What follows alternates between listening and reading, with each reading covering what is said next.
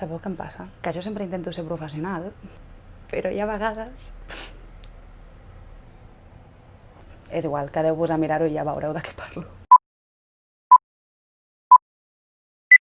Benvinguts i benvingudes a un nou programa. Aquesta setmana m'acompanyen el director i dues de les protagonistes de El sitio de Otto. Si ens esteu mirant i no sabeu què és El sitio de Otto, doncs és una pel·lícula que s'ha estrenat fa molt poquet al BCN Film Fest.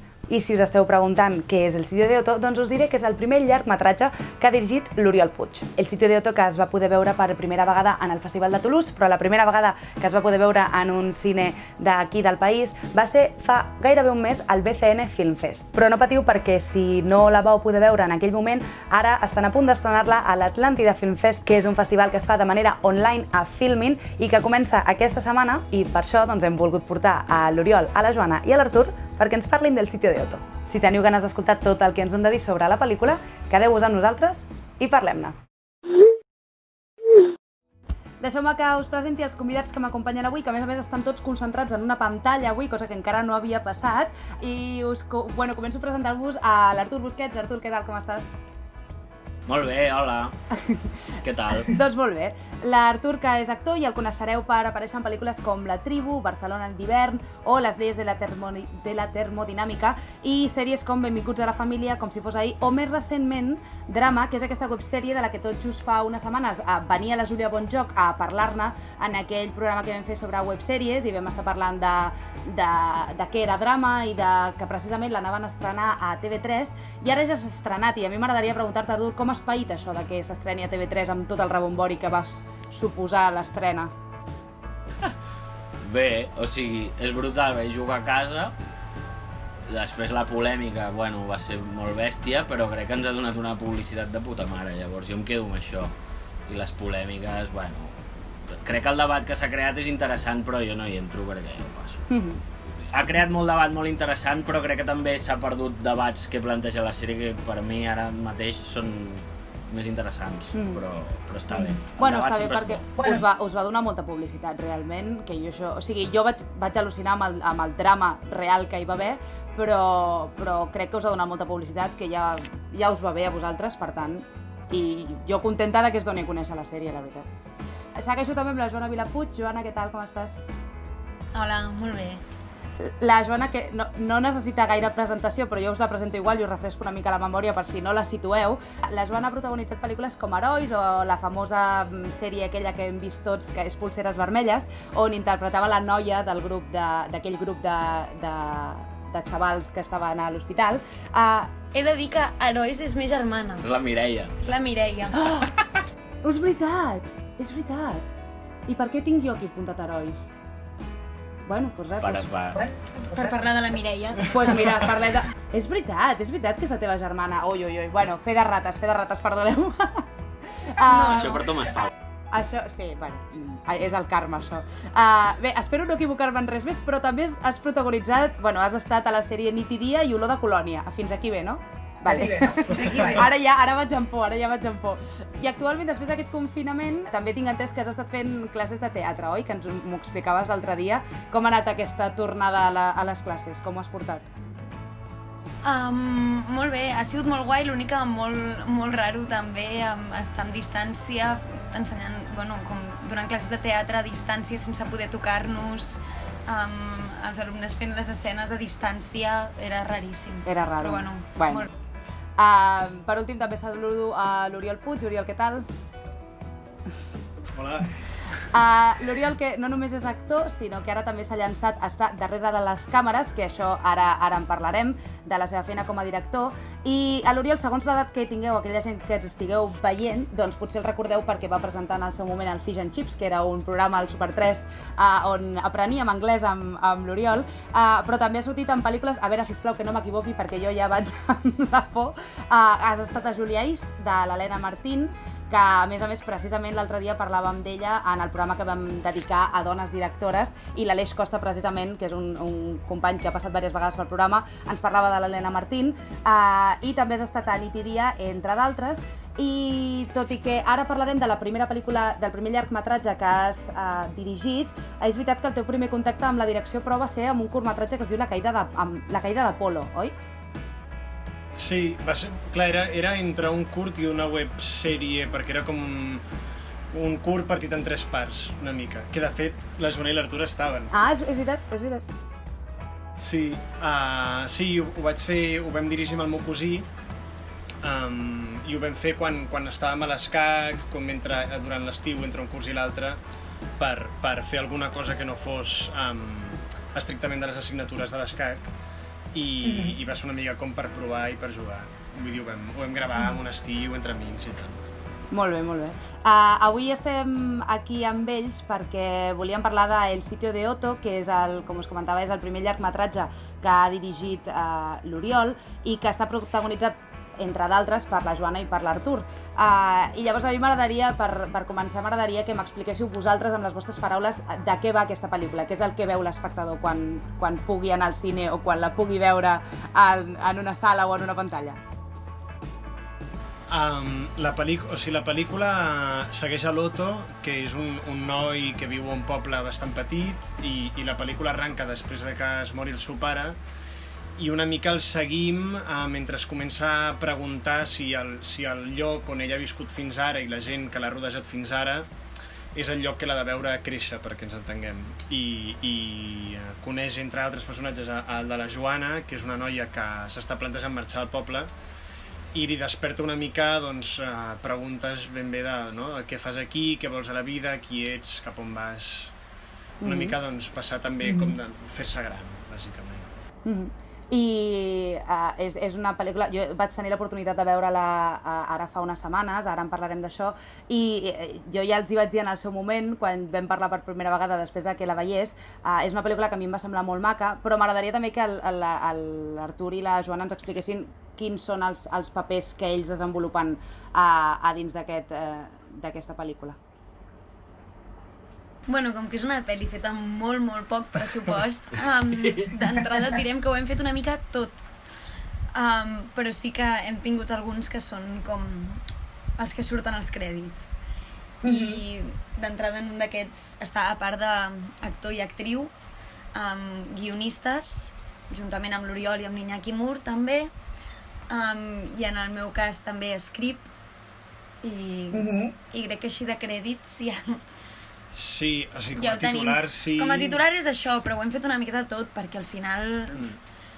I producció i... Sí, hem fet una mica... Catering, jo vaig fer catering. Tu vas fer catering, Artur? Jo el cuiner. Sí, es va encarregar del catering. Jo i l'Arnau, que era el de produ, i la Joana em feia de pinxa, també.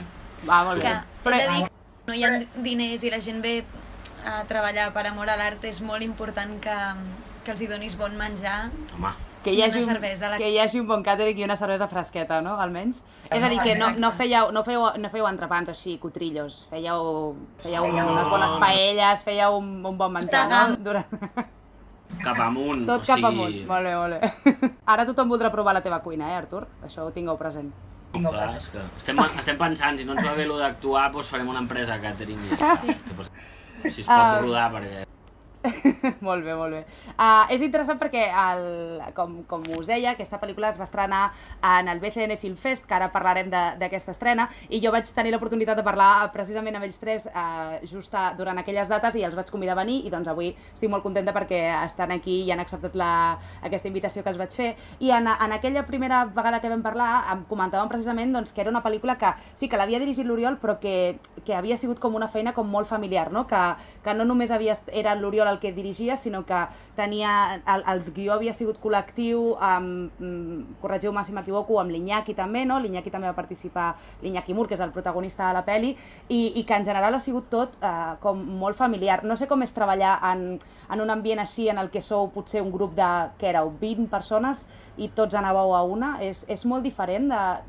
25. Sí, a rodatge érem com 25 i després hi ha també tot l'equip que va fer la postpo, que no, muntatge, postpo, això, que no estaven... A mi m'agrada més treballar així, sincerament, perquè unes coses guapes de fer cine, més que... O sigui, teatre ja és quasi un altre ofici, però a l'audiovisual, quan fas més tele o sèries o tal, o sigui, sí que estàs rodant molt de temps, potser... Nosaltres els actors potser no tant, perquè anem, fem la nostra feina i pirem, però quan fas cine hi ha una cosa d'equip que es fa una família molt guai, i quan, a més, tothom s'implica perquè vol, perquè no va cobrar ni Cristo. O sigui, tothom de l'equip que va decidir fer aquesta pel·lícula és perquè s'ho va prendre com un projecte també personal seu, i llavors va ser guai perquè les jerarquies a nivell de rodatge s'han de seguir per un tema de previsió, d'horaris i de fer la feina, però a nivell humà era brutal perquè tots érem col·legues i va ser molt bonic. I això és molt guai. I alhora érem un equip on quasi tothom era professional, vull dir, tothom es dedica a això. Érem gent molt jove però que ens hi dediquem, el que passa que era la primera vegada que els caps d'equip feien la seva primera pel·lícula, i que ens organitzàvem d'aquesta manera. Per això diem que és una òpera prima col·lectiva. Clar. Que és algo que va néixer en el Verkami, quan vam fer el Verkami, que no hi havia ni la meitat d'equip, que després va formar part de la pel·lícula, i crec que seguim dient que seguim podent dir que és una òpera prima col·lectiva, perquè és això que deia l'Artur, tots els caps d'equip és la seva primera vegada que fan una pel·lícula com a caps d'equip. Aleshores és molt bonic perquè crec que al final tothom que estava allà crec que s'ho sentia seu i sentia que artísticament estava portant alguna cosa. Suposo que això és, vull dir, ha de ser molt diferent comparat amb altres grans produccions en les que hagueu pogut treballar, vull dir que realment heu de sentir com que s'ha creat una família, no? I que per això és tan vostra com pot ser de l'Oriol, que potser va ser el primer en dir de fer-la, no? Entenc? Sí, bueno, i a part crec que el temps que vaig tardar jo en proposar-los a ells va ser molt petit també. Vull dir que jo igual vaig tenir el moment d'hòstia, i si escrivim alguna cosa junts i rodem alguna cosa junts, però ja molt ràpidament els hi vaig proposar i jo quan mirem enrere crec que sentim que els quatre vam començar alhora el projecte. Que guai. I el Xavi Toll, que és el productor, i l'Agnès Piqué, que és la directora de foto, van entrar una mica més tard en el procés, però per un tema orgànic. Bueno, l'Agnès Piqué no. O sigui, no perquè des de estava molt al dia, però que a nivell activament dintre del procés, per un tema logístic, deia, primer calia que hi hagués una bona versió de guió per poder començar a treballar, però que va néixer molt col·lectivament des del principi ja. Això es nota molt quan veus la pel·lícula, que ara els explicarem a la gent que ens estigui veient quan i com la podran veure, perquè la podran veure molt aviat, i és una pel·lícula que tracta un tema que és molt maco, que és aquest primer creixement, no? Aquest creixement que tenim quan ens estem començant a fer grans i ens comencem a plantejar coses més enllà de les quatre cases on vivim, no? En el cas de l'Otto, que viu en un poble en el que ha crescut i viscut tota la vida, però ens presenta conflictes emocionals molt contradictoris, perquè és una pel·lícula que tracta el tema de la vida i el tema de la mort per igual. Comencem amb la mort d'un personatge, però a la vegada tenim una persona que està embarassada. Per tant, m'agradaria que ens parléssiu una mica de com aquests temes van anar sortint conforme fèieu el guió o començàveu a treballar-ho, si eren temes que teníeu molt presents i que els volíeu tractar, tot això de la vida, la mort, els conflictes que tenim des d'adolescents quan comencem a créixer. Era algo que teníeu present des del primer moment en el que vau fer el guió, o van ser temes que van anar sortint a poc? Depèn, no? Hi ha coses com la vida, que és la persona que creix dins de la Nola, perquè ella està embarassada. Això no és spoiler, perquè és un personatge... Surt al tràiler, no? Pràcticament, lo del...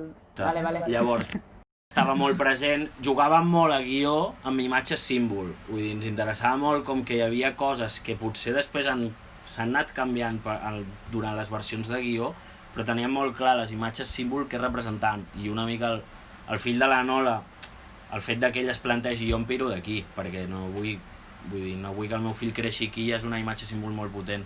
Lo de la mort del pare va venir després, de fet, però ens ajudava també a plantejar per què l'Otto es comença a fer preguntes, no? De fet, crec que hi ha una cosa bastant maca, i és que l'Oriol, quan ens va venir fa 5 anys a plantejar-nos... Déu-n'hi-do. Sí. A plantejar-nos començar a escriure una pel·lícula i tot, ens va venir que havia tingut una idea d'una escena que és... no sé si és spoiler o no... La primera conversa... És la primera conversa entre la Nola i l'Otto. L'Oriol supertens, en plan, bueno, surten els primers 10 minuts, crec que no podem considerar spoiler. Però vull dir que crec que és bonic, i era molt bonic quan també la vam rodar, que de cop era l'escena amb què l'Oriol va tenir la idea no va caure en cap moment i no ha caigut i segueix estant allà, saps, la llavor. Ja ves. Doncs a partir d'allà vam desenvolupar tota la història. A partir d'aquell moment on es troben a la nit i apareix una dona embarassada... Sí, era com una situació que obria moltes preguntes i ens donava molts fils i junts hem anat com... Tibant-nos. Sí. En ser una pel·lícula que heu fet tots molt col·lectivament i que, bueno, pel que estàveu dient, portàveu 5 anys desenvolupant el projecte, com ha sigut, Joana i Artur, vosaltres que us heu posat davant, ficar-vos en la pell d'aquests personatges en els que portàveu ja tant de temps escrivint sobre ells i, Oriol, com ha sigut dirigir-los a ells quan coneixent els personatges pràcticament igual o de bé que els coneixies tu? Mira, Curiós. Va ser molt raro perquè en realitat fa 5 anys que vam començar, però vam rodar en 15 dies. Vull dir que és una bogeria i va ser molt ràpid. I va ser, o sigui, de fet, jo el meu personatge a la Nola els vam rodar crec que els 6 primers dies i havíem rodat tot lo meu. Uau! Vull dir que no va haver-hi gaire temps quasi ni de... No sé, i crec que hi ha alguna guai de que l'hem escrit nosaltres i tot, doncs hi havia, crec, un pou, es diu així. Sí, com, sí. Saps? Jo crec que el més complet, o sigui, qui tenia més problema a nivell de desprendre's de guió, precisament és l'Iñaki, primer perquè és el protagonista i perquè tot és des del seu punt de vista, és un personatge molt observador. Tant el César com la Nola crec que són més d'accionar. I els teníem potser molt clars, però l'Otto és tan observador que desprendre's del guió quan tu has format part i l'has construït també amb tots, potser era més difícil. Però va ser també una feina, desprendre's del guió com a creadors. També va haver un moment que va ser com... Parlo per nosaltres i després l'Oriol li explicarà la seva versió dels fets, però nosaltres també va haver-hi un moment de dir vale, fins aquí, saps? Vull dir, hem fet el guió, però evidentment hi ha coses artístiques que aquí ja no entrarem i hem de confiar Sobretot confiar, sí, en la feina del Puig. Sincer. I sí. Sí. Bé, jo en el meu cas va ser igual, és a dir, va haver un moment que vam passar de ser una unitat de 4 persones que pensàvem tota l'hora a ells desvincular-se i poder agafar distància per poder, el que deien a l'Artur i la Joana, i jo també vaig haver de fer una mica el mateix procés i dir, jo ara fins ara he sigut una quarta part d'un gran cap pensant i ara he d'agafar distància i jo sol retrobar-me amb aquest guió que hem escrit i reinterpretar-lo. Sí, és a dir, hi havia moltes decisions de com explico això, no? És a dir, de fer la planificació, és a dir, moltes coses que de cop hi havia escenes que també es podien enfocar de moltes maneres i havia de començar a prendre decisions, encara que ho haguéssim escrit els 4, de nivell, de punt de vista, com volia narrar allò. I va ser una mica un procés similar de dir, hola, de cop hem sigut sempre 4 i hem estat molt protegits i ara estem sols afrontant aquesta part del procés, que va ser un canvi molt gros, sí.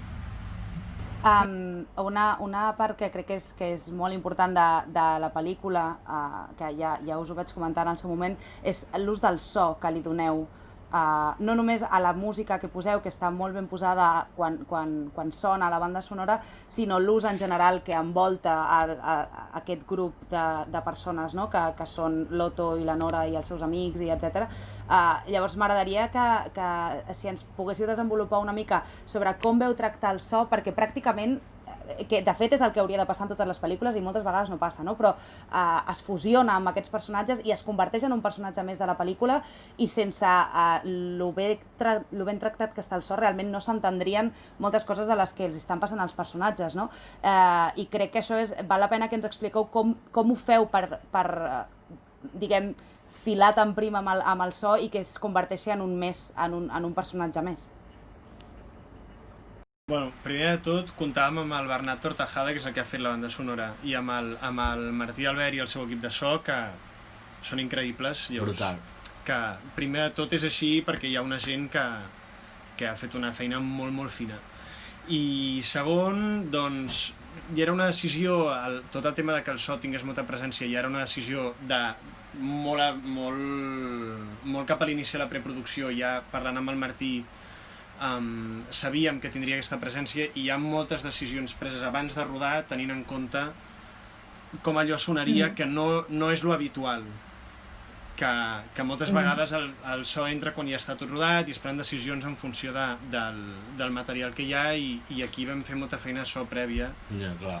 I també sabíem que rodàvem 15 dies, que estaríem molt limitats a nivell de temps, que no podríem sobreplanificar moltes escenes i que el so ens ajudaria a explicar moltes coses que per imatge no estàvem podent explicar, i era una situació que també teníem ganes que no es convertís en això no hem tingut temps de fer aquest pla, sinó agafar-ho i dir, vale, doncs en farem només un de pla o només dos, molt ben planificats i jugant amb tot l'altre que tenim. I amb la música el Bernat sí que va entrar més tard, però és un geni i va fer el que has escoltat, que va crear sons amb ampolles d'aigua, amb guitarres, amb el so invertit, o sigui, va quasi com dir, és molt bonic. I crec que va connectar molt amb la pel·li i va entendre molt i va saber-ho explicar amb música, que és increïble. Bueno, amb sons, perquè al final són com sons així onírics. De fet va ser molt bonic perquè li vam ensenyar la pel·lícula que ja estava feta, va fer una versió, la versió no acabava de ser com... També perquè era com experimenta tu, saps? En aquella primera versió va ser com Bernat, agafa i experimenta i fes el que vulguis. O sigui, fes algo raro o que ho tinguis ganes de fer. Perquè al final tots hem fet el que teníem ganes de fer i que normalment no ens donen l'espai o no tenim l'espai de fer. Per tant, fes algo el que vulguis. I crec que va desaparèixer com 10 dies i al cap de 10 dies ens va portar això i va ser com... Que guai. Que guai. O sigui, realment, en plan, confiança absoluta en el que fes ell perquè sabíeu que us portaria un producte com el que us ha portat, que és al·lucinant, realment. Sí, i que quan parlàvem de la pel·li abans, notàvem que estàvem a la mateixa pàgina, saps? Que entenia la pel·li igual que nosaltres, i llavors és quan et sents tranquil per dir fes perquè tu amb el que tu saps fer, que és la música, tu estem mantenint el mateix i per tant sabràs comunicar això que nosaltres amb la música no sabríem comunicar. Bueno, està molt bé que hagueu pogut comptar amb un equip que des del guió fins a l'últim moment de la postproducció estiguéssiu tots a una, que bueno, bàsicament és el que explicàveu, no? El ser un equip tan petit, al final sou una família i la gràcia d'aquesta pel·li jo crec que és que tots sabíeu a on volíeu arribar i tots heu donat com el 100% perquè realment el missatge que volíeu transmetre es transmitís en pantalla, i crec que ho heu aconseguit, ja us ho he dit en alguna ocasió, i de debò jo us felicito perquè a mi em va agradar molt. Llavors, aquesta pel·lícula la veu estrenar per primera vegada al BCN Film Fest, que és aquest festival que comentàvem abans, que normalment es fa pels volts de Sant Jordi, i ara, doncs, per raons òbvies, no l'hem pogut celebrar el Sant Jordi d'aquest any, que a més ens l'han tornat a cancel·lar el Sant Jordi. Jo no sé, aquest any tenim la creu posada, el Sant Jordi aquest any no pot passar. Però bé, al final es va fer a finals de juny, i vosaltres veu ser de les primeres persones que veu poder estrenar una pel·lícula i veure-us en pantalla gran. En el cas de la Joana i l'Artur, i en el cas de l'Oriol va poder veure la seva pel·lícula estrenada en pantalla gran, amb totes les restriccions i totes les mesures de seguretat que hi havia en aquell festival. Com ho veu portar, això? Com era la sensació aquesta de tornar del confinament i veure-us en pantalla? Raríssim. Va ser molt raro. Apareix que ara ho mirem i els cines és una merda, han tornat a tancar, bueno, és una merda tot i és raríssim tot, i llavors és com, uau, hem pogut aprofitar el petit hueco que han tingut els cines. Sí. I és una locura. En el moment va ser molt boig perquè també ens vam dir nosaltres mateixes en plan, prediquem una mica amb l'exemple, no ens comencem a abraçar entre tothom allà perquè hi ha gent que no veiem i ens fa molta il·lusió. Clar. Però clar, era raríssim. Hola, què tal? Saps? El que ens passa a tots així amb el colze, que dius, bé, sí, es fa el que es pot. Black Mirror. És de boig. Però realment va ser molt bonic, va ser raríssim, com diu l'Artur, perquè tothom estava distanciat, amb mascaretes i tot, però no sé, jo crec que havíem somiat tant, portem tant temps i havíem somiat tant com aquest moment, o un moment així, i va haver-hi un moment que ja vam pensar que no ens passaria, que de cop estàvem allà mirant-la i jo crec que jo no estava nerviosa ni per el que diria la gent, ni em jutjava, saps? Era com raríssim. Sí. Estem aquí, saps? I l'estem ensenyant a la gent que estimem i... I bonic. Vam plorar. Sí. Tu diràs. Vau plorar? Sí. Oh, que monos. Que a part estàvem quasi tot l'equip al Clar. direcció. Llavors també és això, s'ha allargat, hi ha parts del procés que s'han allargat tant que de cop estar tots junts en una sala de cine veient el resultat és com no havíem tingut aquest moment com també de tancament, no? Ara és com que la peli com públicament comença ara, però per nosaltres és quasi com Un tancament. concloure, saps? Que guai.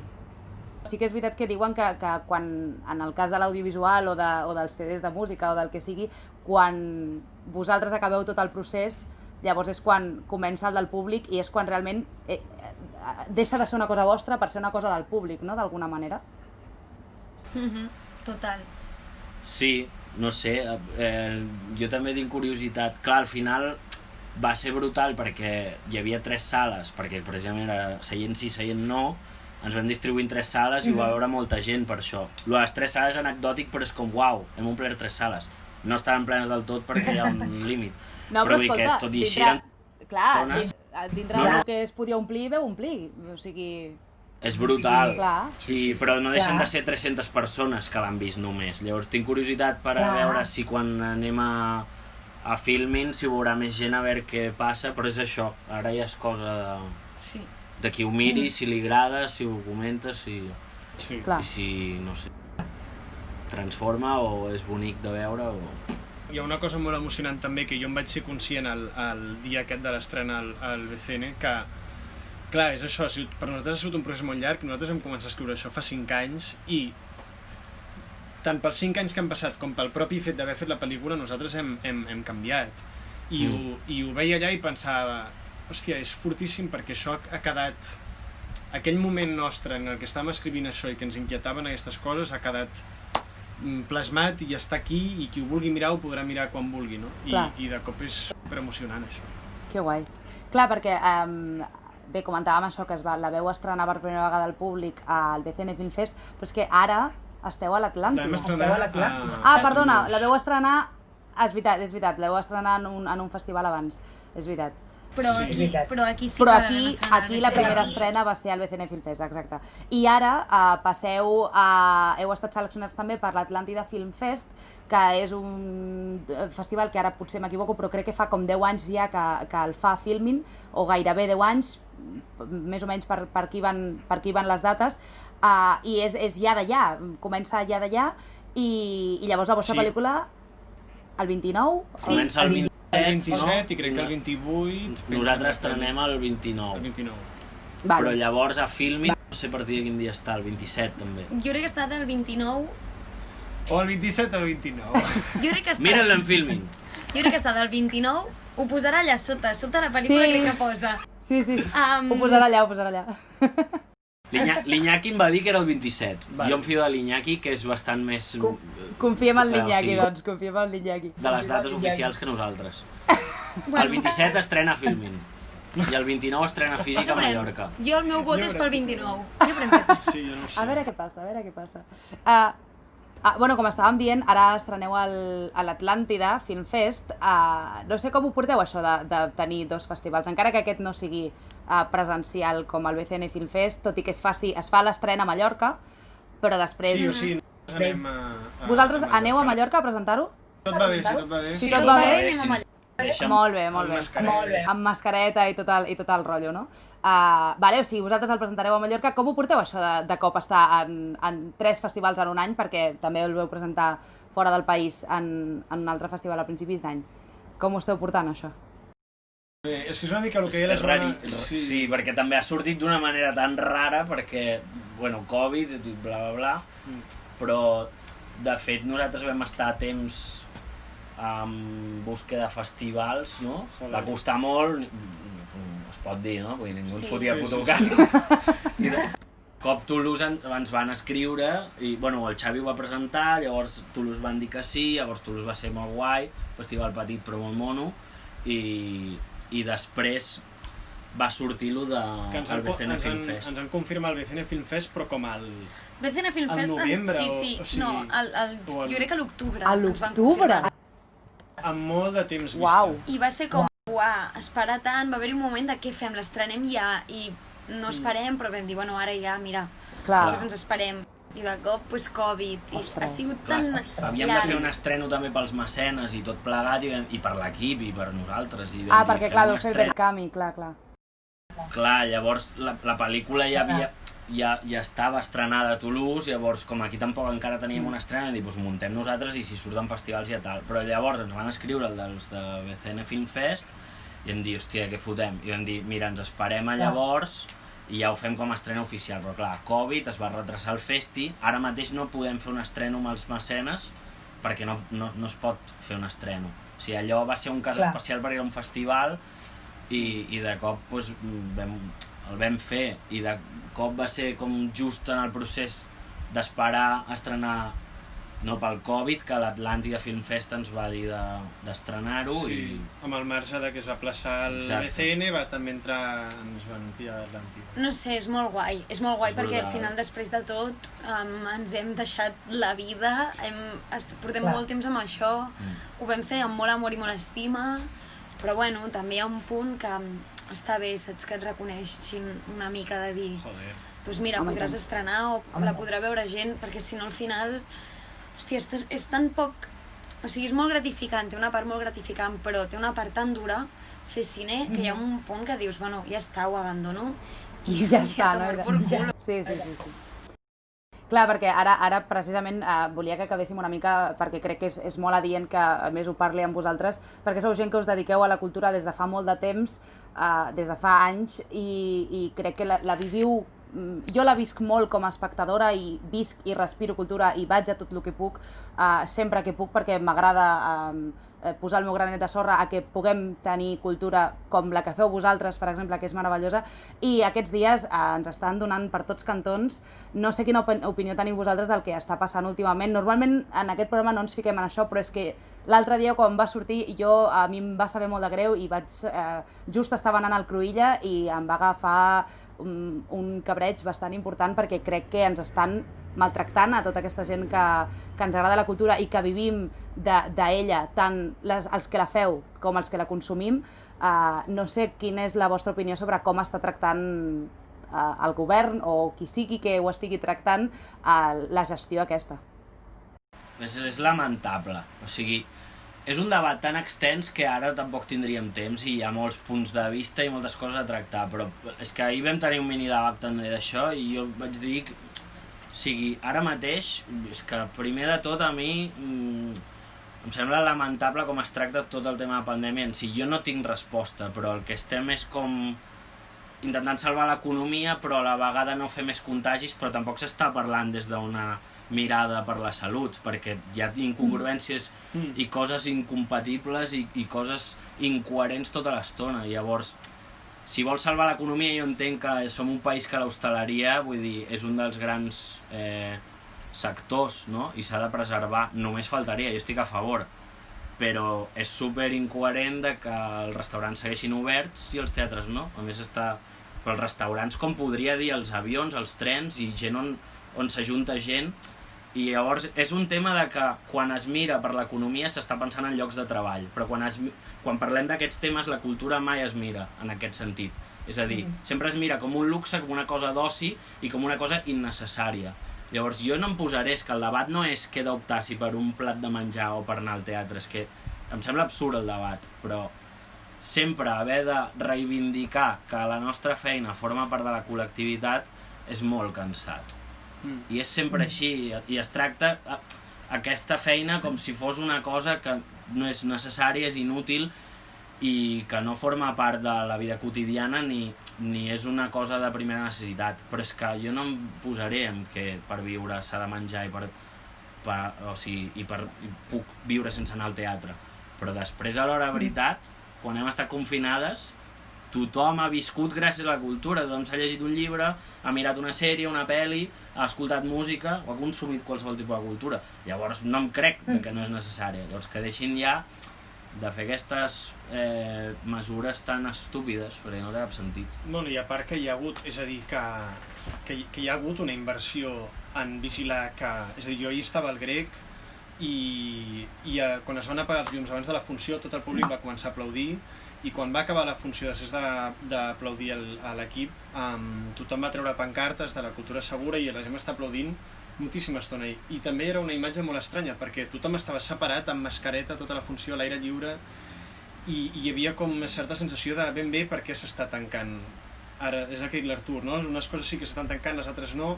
A més, aquí es respecta molt, és el que estàs dient tu. I genera un moment també una mica de dir, llavors què hem de fer? Perquè si es posen unes recomanacions sanitàries i es segueixen i es cuida de que això sigui així, però després es diu, estan a venir uns rebrots, s'han de tancar coses i es tanca una mica com, bueno, tanquem això com podria... És una mica, genera una mica de sensació de dir, bueno, llavors què hem de fer? Perquè a part aquesta situació durarà. Els criteris són absolutament aleatoris. Sí. I com que sempre... Bueno, venen des d'un prejudici, el que has dit. Sí, exacte, com que sempre la cultura es veu com... Bueno, que té aquesta connotació, doncs no és important. I és una merda, perquè tampoc... Jo ja no parlo de la gent que consumeix o no, que em sembla superimportant. És que si vas a l'economia, t'estàs carregant també molts llocs de feina. Joder. Saps? Es pensa la gent que això desapareix així, no, tio? Quants teatres hi curren tècnics, saps? O jo què sé, dramaturgs, directors, actors... Bueno, jo crec que estem molt enfadats, estem molt tristes i estem molt decepcionades. Jo crec que ens sentim molt poc protegides i molt poc recolzades. I quan et sents així, doncs, no sé. Sí. És molt trist i molt dur. I jo amb tothom que he estat parlant aquests dies, dins del món de la cultura és el que es parla. Tothom està molt trist. No, I això, bueno. I també que us posen en un punt molt de vulnerabilitat, no? De que realment no es mira per la cultura quan jo crec, o sigui, no sé si algun polític haurà trepitjat el Grec o el Cruïlla aquests dies, però jo no m'he sentit més segura en un altre lloc que en el Grec o en el Cruïlla. És a dir, és el sector que jo crec que està tenint més cura a l'hora de poder reactivar-se. Absolut. Sí. Uns poca vergonyes. Bé, amb tot això, quedem-nos amb que vosaltres estreneu aquesta setmana. No ens ha quedat molt clar si el 27 o el 29, ho descobrirem pròximament. 27 de juliol. Deixem-ho 27. De totes maneres... 27 i si no, doncs us espereu 2 dies. No passa res. Estarà Filmin, que és aquesta plataforma que aquí tenim la mania de recomanar cada 2x3 perquè és una plataforma meravellosa. És la millor de totes. És la plataforma on podreu veure El sitio de Otto, que és aquesta pel·lícula tan meravellosa que han fet ells tres amb unes altres persones que també s'hi han dedicat en cos i ànima. Per si us interessa, jo vaig fer una crítica amb el mitjà amb el que vaig poder cobrir al festival, el BCN Film Fest, que us la deixaré enllaçada a baix i a més la traurem ara per l'estrena, és a dir, que la teniu fresqueta i així, doncs, si voleu complementar aquesta entrevista que els hi hem fet, podeu llegir-vos la crítica.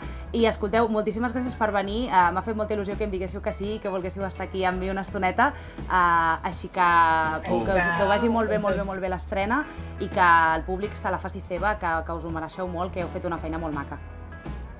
Moltes gràcies. Gràcies a tu. Que guai.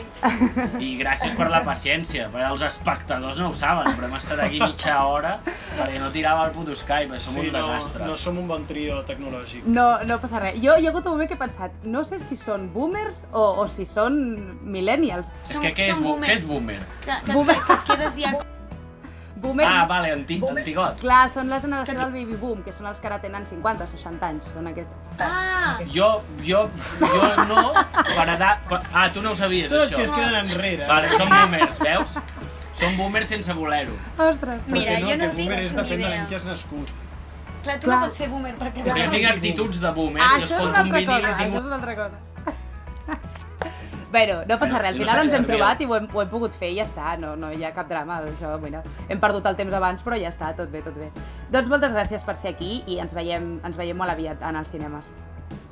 A tu. vos. I fins aquí el programa d'avui. Esperem que us hagi despertat la curiositat per veure aquesta pel·lícula, que, com us explicàvem, estarà a partir del 27 o el 29 a Filmin. Com sempre us dic, doncs us deixo per aquí les xarxes socials per si ens voleu deixar algun comentari de cara a futurs programes o per si veieu la pel·lícula i us ve de gust d'explicar-nos què us ha semblat i si us ha agradat tant com ens ha agradat a nosaltres. I ara ja sí, m'acomiado fins la setmana que ve. Adéu!